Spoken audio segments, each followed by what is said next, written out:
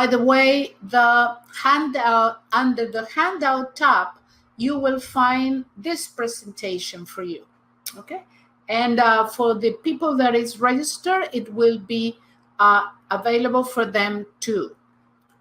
So thanks to everybody who registered for this webinar, and very especially to the attendees that are always so kind to accompany me, to be with me in these webinars. That means also welcome Sherry, Macaque, and Samuel, Rami. Welcome everybody. Sarah, welcome. Okay, so once again, welcome to this webinar, and remember that you can communicate your ideas, ask your questions under the chat tab, and at the end of the webinar, we'll devote 10 or 15 minutes to talk about all the ideas and answer all your questions, okay? So today, our focus will be on an action that it is usually forgotten when students write an academic paper: organizing the ideas before writing. Some of them think of it as a waste of time, a claim that is always proven wrong because the lack of preparation causes that they have to rewrite many parts of their text when weaknesses are found, or even worse, they submit the papers, and the feedback is much less encouraging than what they expected. Our motto in this topic is prepare yourself and you will be successful. Let's see why. Today, we are going to talk about organizing. And even though you may think it's a waste of time, as I said before, it is in fact a very useful action, as Benjamin Franklin pointed out. So useful that it's still effective in this technological era. Organizing is something that you do before acting in order to assure coherence, consistency, and understanding. You may be used to act without planning and make all decisions when actually doing the process. You may work reactively instead of proactively. Therefore, you may lose possibilities of choosing the most appropriate things and make informed decisions. That is something you need to avoid when writing academic texts, because they will be evaluated thoroughly.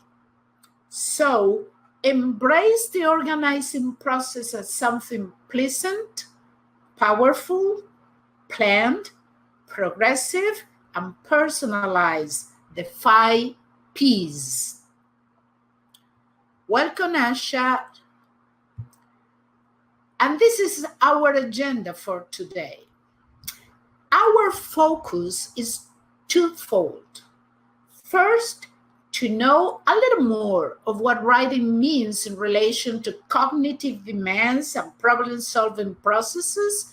And second, to know how you can organize your ideas to develop academic texts that are coherent, consistent, and effective. The kind of product your thesis or dissertation is expected to be. And as a bonus, I will give you an infographic to practice the organizations of ideas before writing. Welcome, Asha, Jody, Peter, VH0065. So, our first goal today is to know why a cognitive task like writing can be approached as problem solving. Please open your mind to understand how knowledge about both the cognitive processes behind writing and a problem-solving approach can benefit your academic text. Writing is something you tend to do without conscious thinking and reflection, and although you do it rather successfully, it is also true that you can get a lot of benefits by improving it.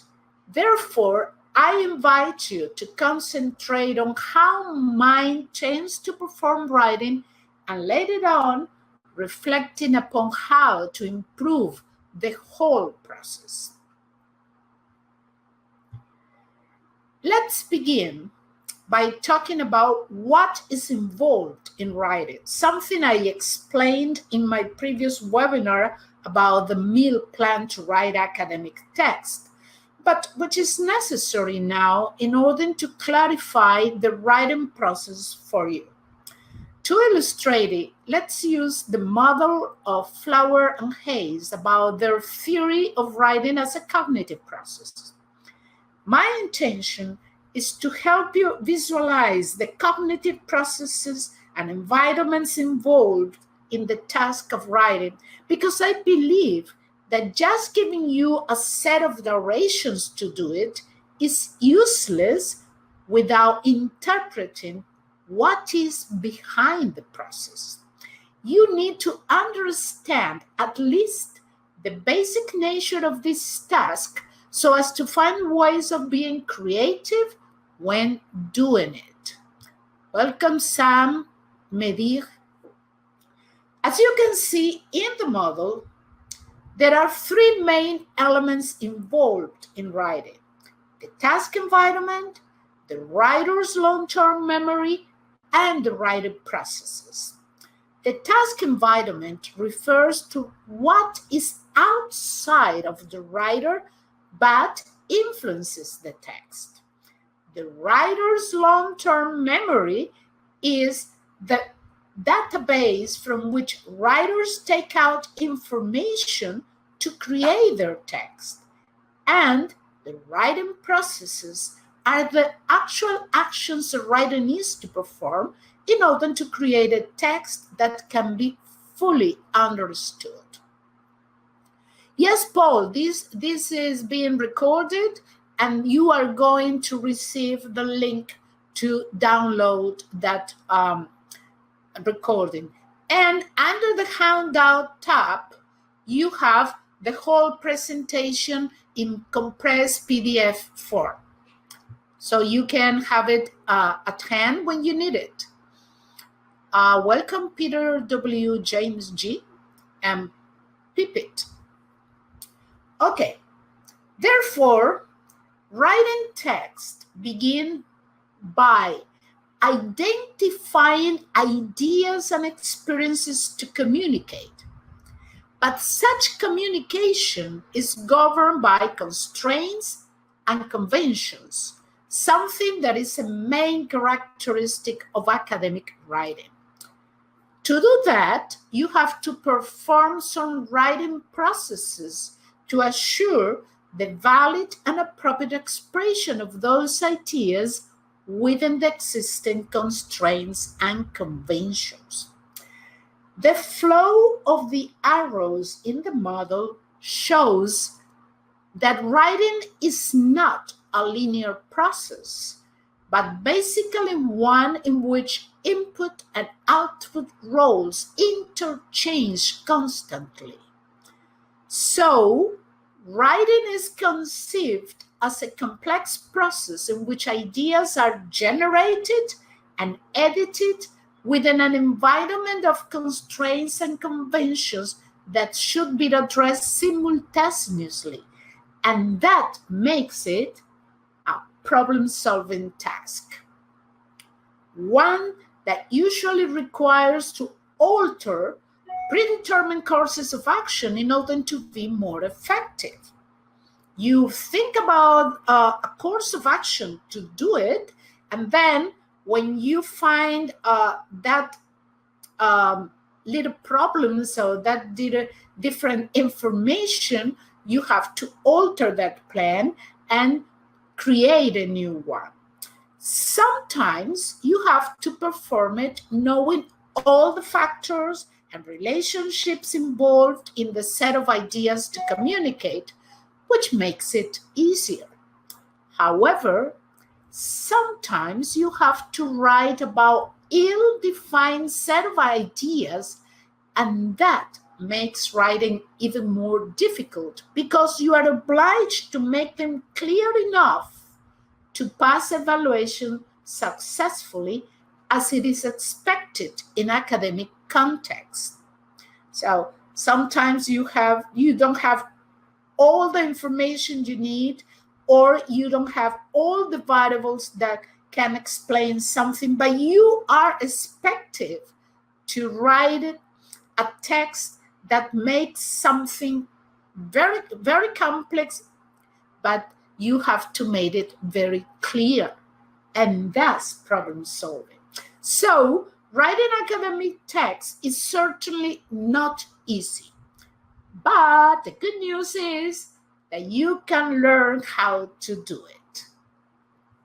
And that's why we are here. So the slide presents some reasons why writing can be a difficult task. As you can see, there are three main causes, which are lack of motivation, lack of knowledge, and lack of planning. An attitudinal factor, a cognitive one, and a metacognitive reason. Look at that. Lack of motivation is an attitudinal factor. Lack of knowledge is a cognitive factor. And lack of planning is a metacognitive element. So that characterization gives us credible hope to succeed in the task of writing good academic text. You may ask, why? Because I can see that everything is very complex and I don't feel comfortable with that. But you know why you can do it? Because all of them can be eliminated from the equation once we know they influence the process. If you know that lack of motivation is important, then you have to improve your motivation to do that. How? We are going to see it, but basically stating a goal that you really want to get and you want to work for it. So if you check them, you will realize that each one of them can be dealt with successfully. And if you read the right column, the last one, you will find easy solutions to overcome the difficulties the factors produce. Okay, so if we check them, make a plan of action, define your problem and who your reader will be, gather information, try different approaches. They are solutions. But when you look at the causes, you see lack of motivation means lack of interest in subject. If you don't like what you are going to write about, you find it very difficult. And that's why I always tell you, when you are going to choose your problem for your thesis or for your dissertation, you have to like it, because you are going to spend a lot of time with it. So it's like marriage. You don't get married with someone that you are not completely out of your mind for. No, you have to like that subject that you are going to talk about. And you have to have an interest in writing. You would like to write, because that's the only way of sitting down and begin thinking about how to write. Okay.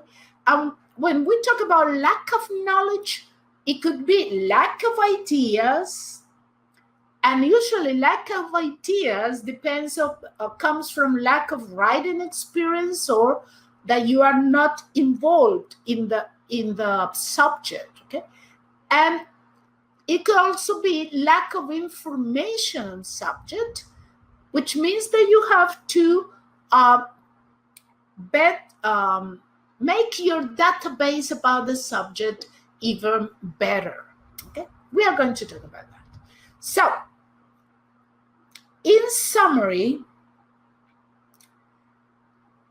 you may say that writing an academic text is easier if you are interested in writing it, know the theme and the audience, have your own ideas about what you pretend to communicate, and you plan your writing. And all of those things can be done so you can write very good academic text. And that's what I'm here to help you do. Welcome, Molex and TT0350. I think that we have some MI5 spies here, because it's like a 007. Okay. Now, the writing process is based on some assumptions that we all consciously or unconsciously consider that influence it. I answered that question for you later on, Jody. Just remind me to answer that. We write to achieve a specific goal, organize the ideas in a logical order, and do it in non-linear way. We also follow the rules established for the kind of text we want to write. It's not the same to write an essay that to write a dissertation. And when we cannot do that, when we cannot follow the rules, it is because of the constraints that the text has and the environment has. But we also believe that there are strategies that let us write effective and convincing text. So, if writing is a kind of problem solving, especially in the academic context, and there are strategies to make it easier, then despite being complex, it can be done. And here you have some strategies that can be used to solve the writing problem. Let's see each one of them. Goal setting is a useful strategy because it makes clear what the objective is, and that functions as the first step to initiate the process. Once you know what you are expected to accomplish, you can be able to define your starting point and to plan how to get to the goal, including what deficiencies you need to address. And that's something that when you are writing a dissertation is made clear by your tutor, your supervisor, and your committee. Okay, this is the goal that you are expected to achieve. Therefore, you can set from what point I have to begin working and where I'm expected to be at the end of the whole process. Now, generating ideas implies that the writer should get information from the long-term memory environment, which includes sources outside the writer. Don't think that when we talk about long-term memory environment, we are referring only to your brain. Your brain is the most important one, but it includes all the books, all the information outside of you. But to do that, to generate ideas, it is useful to make lists of pieces of information that can be ordered later on. We are going to talk about this when we talk about how you can develop all these skills. Information retrieval can also be fostered by brainstorming, while listing attributes of the elements involved in the theme help promote more and wider ideas. So when you are trying to generate ideas, you begin thinking about the subject, and you don't restrain your imagination. In that way, when you begin brainstorming ideas without thinking if they are possible or feasible, if they are logical, you begin writing down them or recording them orally, and then that specific process foster more ideas and even wider ideas, so you can have a more enriched environment or database to take ideas from. So free writing is writing without paying attention to constraints, something that helps to overcome writer's block. When you cannot write because you feel that you are facing a block, try to do free writing. Begin writing up everything that comes to your mind when you think about the topic that you are developing. And you don't pay attention to any constraint, if I'm writing it well or not, if I use the right words. No, it's just generating ideas. And when you do that, it helps you generate even more ideas. Audience awareness is thinking about who is going to read the text and decide how you want to affect their view of your theme and how you can achieve that. A clear sense of audience is just as important to the writing task as developing goals and plans, translating ideas into words, and organizing the material into some kind of logical structure. You need to think about who who is going to read your paper. And when you are doing it in academic context, you suddenly realize that the people who are going to read your text are scholars or are academic people.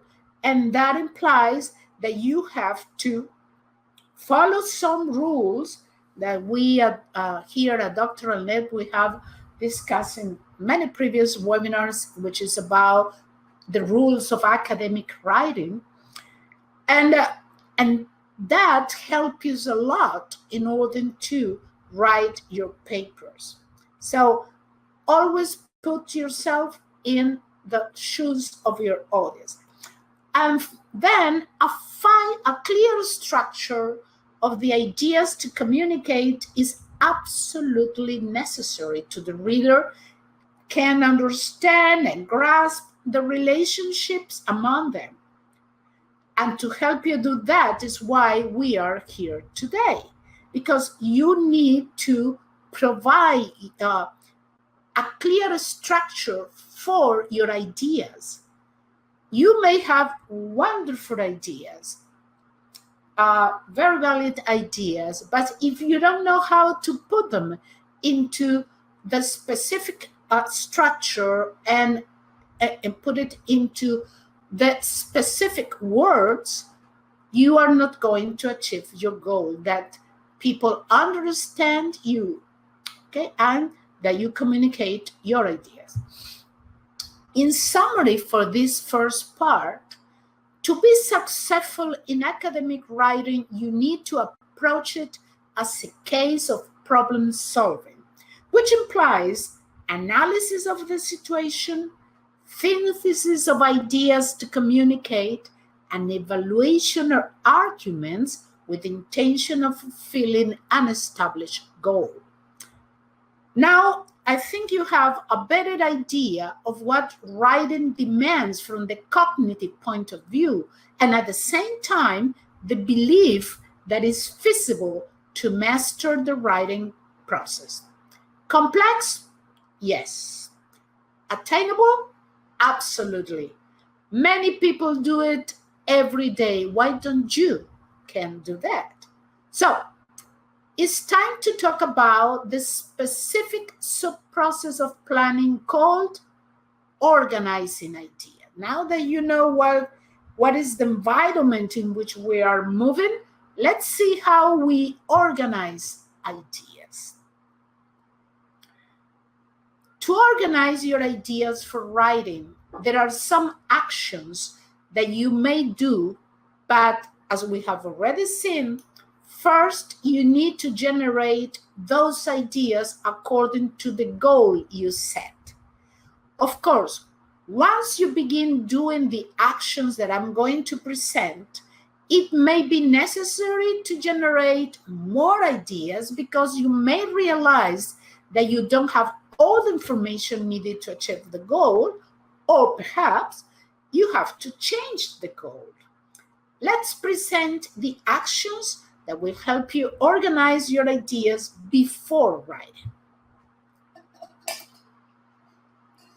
The first action is the definition of the headings and subheadings that you consider necessary to achieve your goal. Headings are like captions that briefly explain the ideas that you think are essential to make readers understand the message you intend to communicate. Subheadings, on the other hand, are the captions that express the evidence and analysis to make the message credible. Headings and subheadings correspond to main and subordinate ideas. The categorization of ideas into main and subordinate is done based on how much those ideas contribute to the achievement of the established goal. The essential ideas become headings, and the ones that express the evidence to support the main ideas and the analysis of the relationship becomes subheadings. Once you have the headings and subheadings of your text, you list the whole set of ideas that should be discussed under each heading and subheading. Each set of ideas focuses on providing the information needed to achieve the goal established for the heading and subheading. In other words, you list what main ideas are needed in order to develop the heading, and also you list the ideas that are required to provide the evidence or the analysis that supports the claims expressed in the main ideas. For each heading, you need a summary of authors, their ideas, and the evidence provided, so you can write your own main ideas, support them with arguments and facts, and discuss why you believe they are valid or not. So, if you organize the information of your long-term memory in a tool that lets you not only check it easily, like the one that is on the slide, but also know where exactly you can use it, your text will be on the right track for being coherent and consistent. So you say, this is the major comment, the main idea, and these are the author and what the author says, and it can be used in this part of my text. And that makes the whole work easier, but also the product better. So it is advisable to create a table or any other organizing tool that you like, in which you summarize the author, their ideas, the evidence they provide, and even your own comments about the validity of those ideas. Yes, Jody, you act like a reviewer. And you may say, why? Because not everything that is in a journal or in a book or in another text can be considered valid at face value. No, you have to, and we're going to talk about that in some minutes, you have to review the content and analyze it from the consistency point of view. In other words, is the claim really supported by the evidence presented? And when you get to an evaluation of that is when you can use it or not in your paper, okay? Or you can use it to support your point of view, or you can use it to challenge your own point of view, and that makes your work richer. So, you also have to reflect upon what your audience requires to know. What do they need to know in order to fully understand your argument? You know that when we are writing, we tend to keep things in our minds, and we are absolutely certain that we have write it down. That if you read it, you get the same idea like me. But the point is that you keep it in your mind and you didn't provide it to the reader. So you have to ask you, what do they need to know in order to fully understand your argument? The answer to this question may imply to generate new ideas and or set new goals. So don't forget the needs and expectation of your audience and put yourself in their shoes. When you have a clear picture of the ideas you want to express and of their order and hierarchy, you need an organizing tool that reflects ideas and relationship among them. An outline is a good example of that kind of tool, but you can use any other. It lets you present all the headings and subheadings, making clear their order and importance.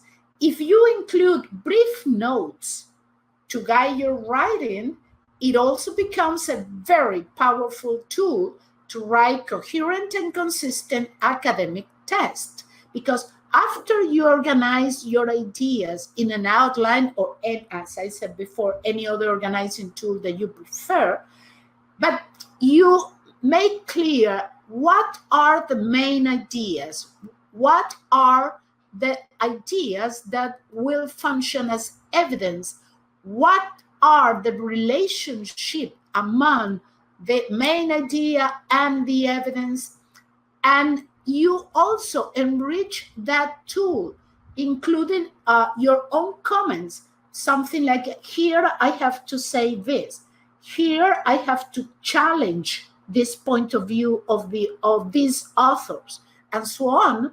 When you begin writing, you know the whole process. You have a kind of road map that you can follow, and you don't have to stop and begin thinking something that I'm going to talk about.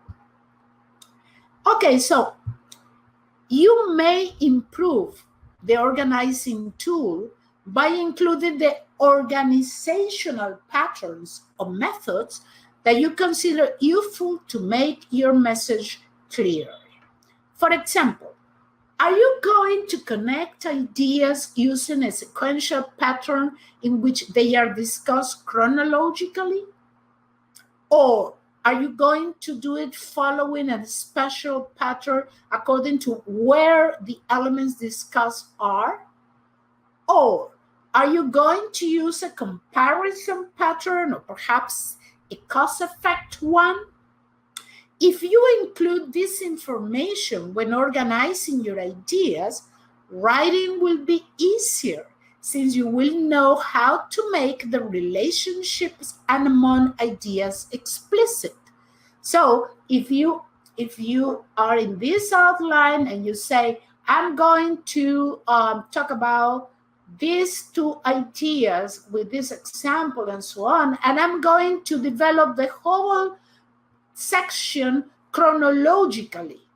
That means that I begin for the initial idea, and then I go to the latest one. Or you say, no, here I'm going to compare what is for my point of view and what is against my point of view. That's another way of developing the section. And that guides you to say, okay, first I'm going to present this, what is for my point of view, and I'm going to say why I think they are valid. And then I'm going to present the ones that are counterexamples of what I'm proposing, and I say why I think they are wrong. So stating the relationships among the different ideas that you are going to write about is a plus in order to write your text better and easier. Okay, let me go back to where I was before. And here it says, you can also include in your organization of idea the specific tables and figures that you want to use in order to expand and support your arguments. This usually proves to be very useful because you can evaluate before writing, you can evaluate how clear they can communicate your message. And you can avoid, therefore, having tables and figures that are useless to achieve your goal. Remember that tables and figures are used to support your point of view as evidence. But that means that what you present in those tables and figures must really and actually support the ideas that you are expressing. If they are there only as what can I say, as distractions or as elements to function the text, they are useless and they will lead you to misunderstanding. So the writing process is improved even more when you include in your organization of ideas the exact point where you need to perform critical analysis. If you do it, you will have at hand all the information and tools you need to write an academic text that fulfills the expectation of professors, supervisors, and committees, because you are expected to be critical. As Jody says, I am the reviewer. Yes, you are the reviewer, and as the reviewer, you have to perform critical analysis. That's a topic about which I have conducted various webinars here at Doctoral Net. Okay? And remember that critical analysis also requires that you organize your ideas in relation to it. I mean, doing critical analysis is something that has to be done in a very consistent, valid, serious, and supported way. So that means that you have to organize your ideas in relation to what you are going to include in critical analysis. As the slide points out, you need to have for each source that you are going to analyze critically, you need to have main ideas, reasons for importance, gaps of information not addressed, if there is any, links to your study, and this is very important because you are using them either to support or challenge your points of view in your work. So they have to you have to make their links to your study explicit because you are using them. And you also need to know where to include the evaluation of the source within your outline or organizing tool. And then you say, this author said this about this topic, but I believe because through my analysis of this source, I got this conclusion about the ideas that are discussing it. So,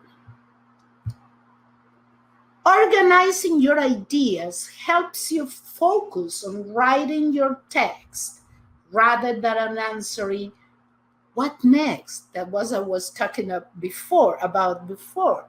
Because when you organize your ideas, you focus on writing your ideas and not, and now what I'm going to write about, I don't know where I have to go from here. Yes, I'm going to present that. Okay, so you will know what to include next. And if monitoring tells you that a problem has emerged, you will be able not only to evaluate and revise it, but also to know if that change implies other changes in the text. Okay? So, organizing your idea is an important and productive writing process. You practice it and you get used to do it, because at this moment you may say, oh, that's too much work. No, that's not work. That's not a waste of time. That's an investment.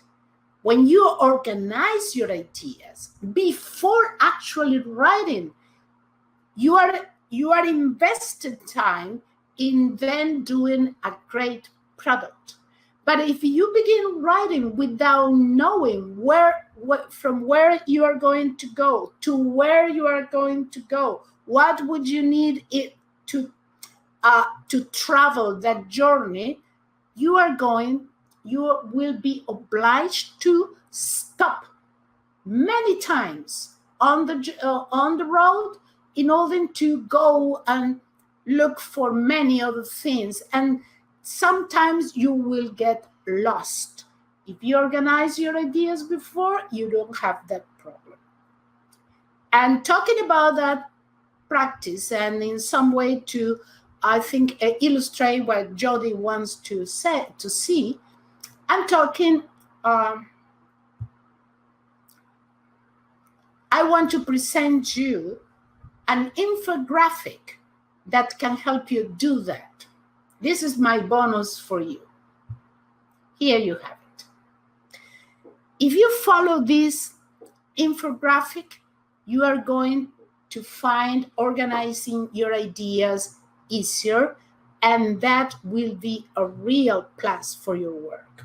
So the first thing is that you choose a topic to write an academic paper of not more than 10 pages, not more than that. And when you choose that topic, you say, okay, I'm going to organize my ideas in order to talk about this topic. So the first thing that you do is organize your ideas following this step. First, you define headings. Then you define subheading for each heading. Then you go to listing. You list the ideas or claims to be presented under each heading. You list the evidence that may support those ideas or claims. And you list on what you will focus the analysis of the relationship between the claims and the evidence. Okay? Then you go to summarize. Oh, Eleanor, you can, besides the outline, you can use, for instance, mind maps. There are a lot of them that you can use to do that. Usually the more used are outlines and mind maps, but there are other things too. Okay, then you have to summarize. Rami say, how would my ideas outline map to actual text at the end? I mean, headings would map to section, for example. It could be in this way. I mean, the whole text needs headlines for the sections, but each section needs headlines for paragraph. And that's why I talk about this in my previous webinar about meal plan.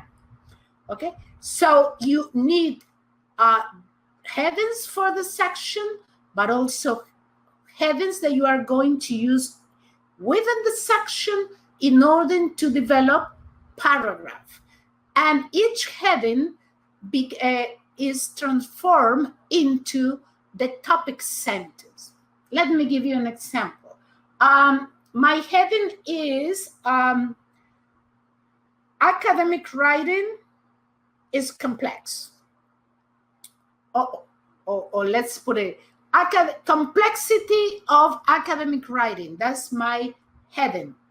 For the first paragraph, then I write this.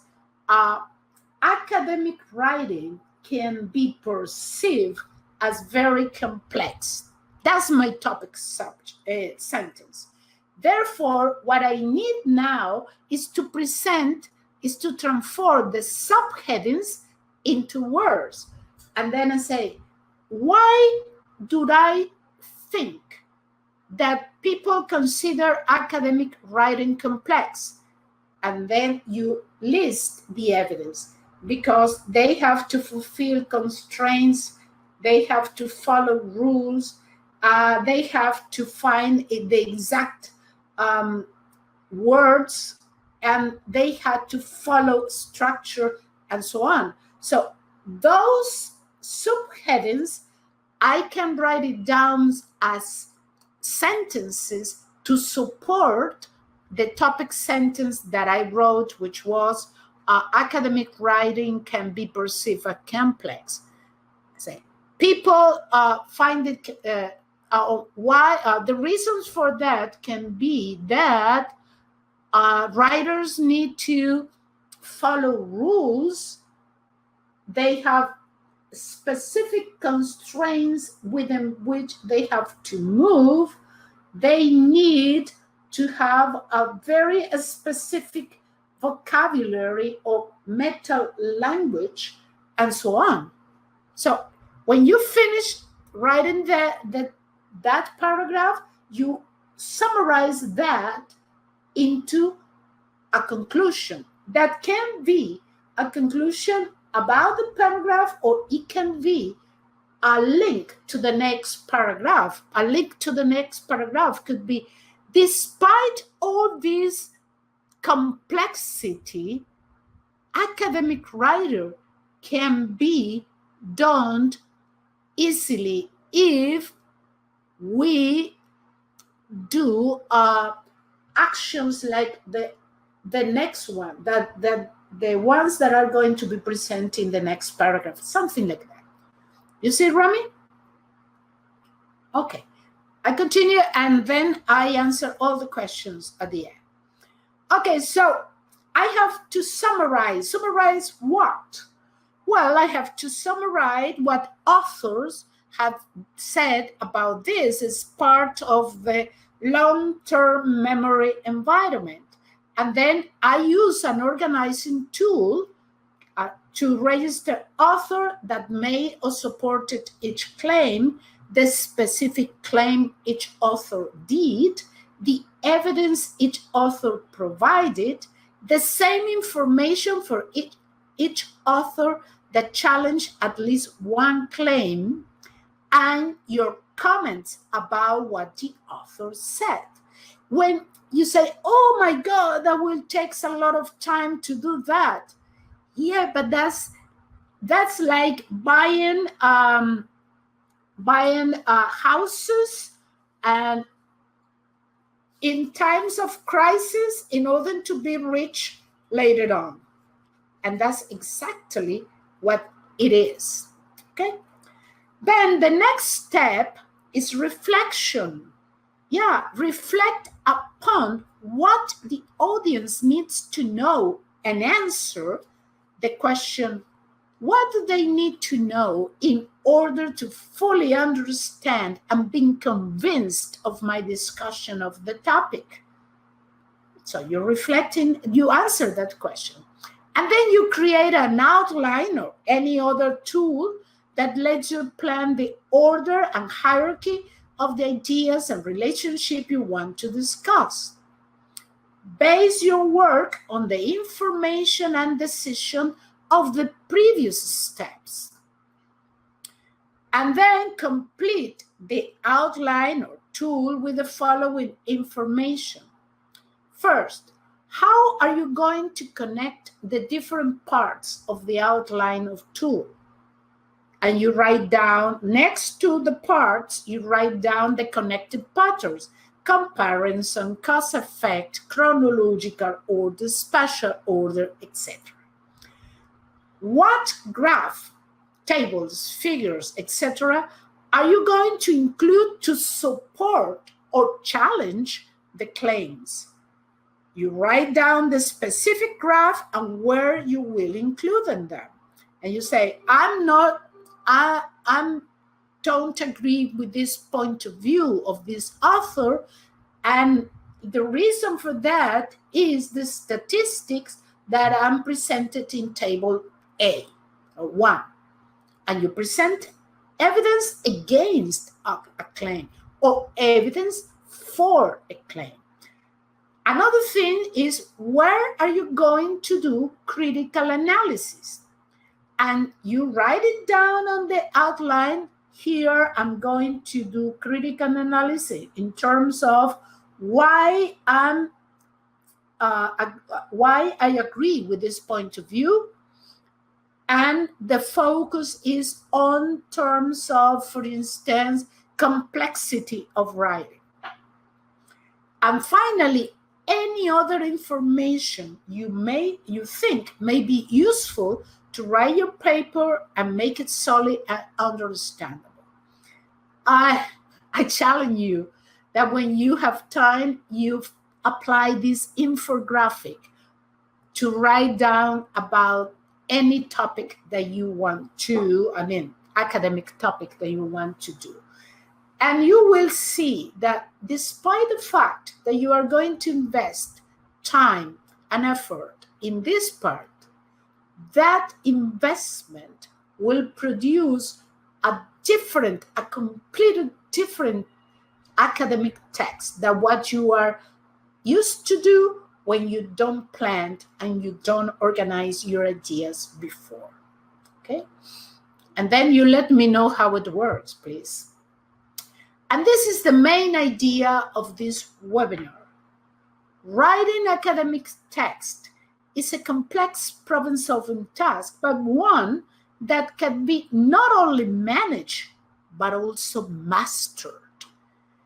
All its components can be learned, reflected upon, and practiced. It's a matter of believing it and doing it. Among the components of academic writing, organizing ideas is an essential one, since it lets you have a guide to translate planning into actual writing, what was Eleanor talking about, Eleanor and also Ramin talking about. I mean, it is feasible and easy to do, translate actual planning into actual writing.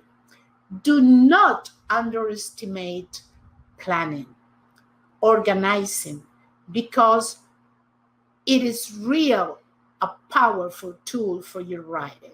Okay, and before opening the question and answers time, these are the references that I used in this webinar, and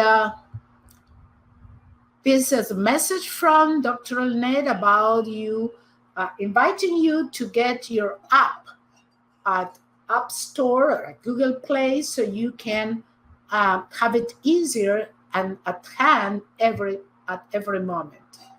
And this is what you get when you are in our PD education at your university.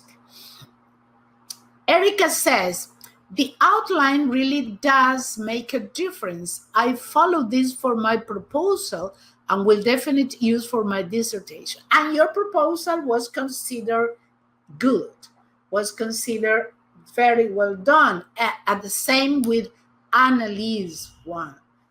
Okay, Annalise is on the right track to develop her dissertation because she planned before writing. She organized their writing. She used the middle paragraph, and that's something that people don't believe on how powerful those things are.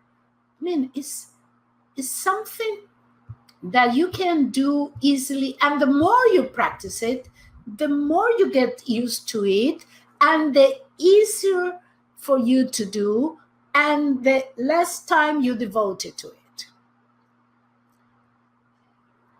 Okay, my dears, any question, anything that you want me to answer or help you with?